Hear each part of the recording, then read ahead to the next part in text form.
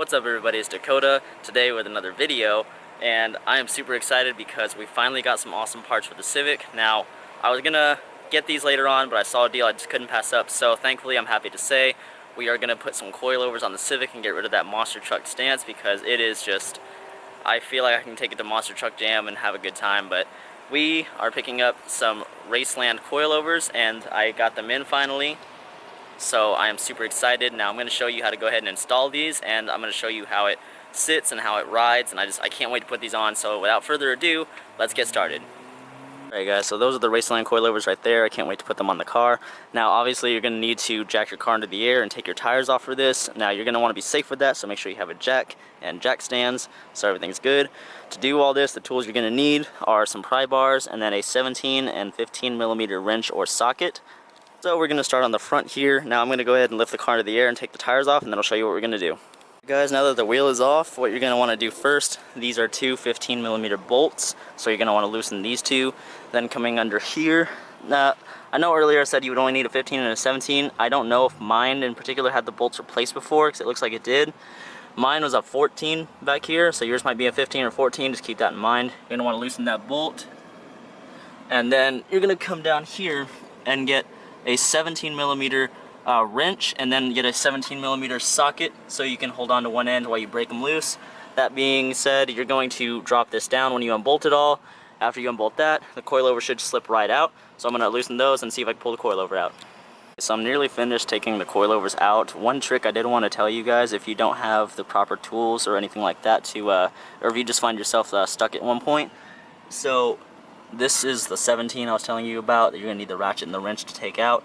Now mine is almost out, as you can see. If you don't have anything to hammer it out, you can just get the little bolt from up here, put it in the hole after you get done hammering it, and then you can just use that to hammer it all the way out. That way you can just make this simple, and you can do this in your driveway no problem. I already got the other side out, so I'm going to finish taking this out and show you what it looks like. Alright everybody, the coilovers are now in. I'm super excited because they look awesome. Now you are going to have to do a few things. Is one, when you are putting them back together, get a jack and obviously put it on the control arm, just jack it up, because this is obviously a lot shorter. You're going to have to raise your control arm so you can meet where the bolt goes through the hole, and then tighten that down. What I did is since I'm obviously doing this by myself, it's a little more difficult, put the coilover through, put the two top bolts on so it would stay held in place, got this all situated so I could have this set up, and then I tightened this down after I raised it and got the bolt through. So I tightened that, and then I'm going to tighten this so everything's going to be good on here. Alright guys, so everything is done and all bolted back together, and I gotta say, look at how low it is. I'm probably going to have to even raise it up just a little bit just because I'm so low to the ground, but damn, this makes this car look so much better, and I really can't wait to drive it to see how it feels, but dang. Now, as you can see, big difference, but we're going to go ahead and start on the back now.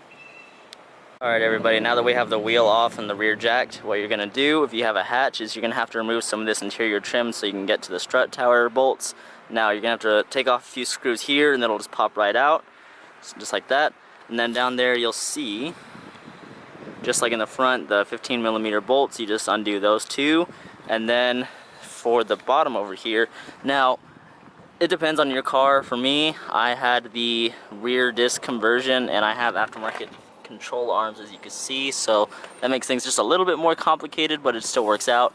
15 up there, and then what I'm gonna do to get all this out, that bolt right there, same situation for the front, get a ratchet and a wrench. That's the 17 on both sides. You're gonna undo that so the strut will come down. And then right here, this is a 14 millimeter. I'm gonna unbolt that so I can get the control arm to swing down and pull that right out, and it's gonna be fairly simple, just out and in with this. So I'm gonna remove all this and I'll show you when I get it in. Okay guys, so with the coilovers on, same kind of deal. Those two bolts right there, you have to get the ratchet and the wrench so you can tighten those down. That one right there is what I was talking about that I took out. Same thing, just put that back in when you adjust everything, and then finish it off with topping those two right there, and everything should be just fine with your coilover. So I'm going to put the wheels on and we're going to see how it sits. Okay everybody, so now that it's all done and we have all four of them on and the wheels on, honestly, the Civic looks so much better.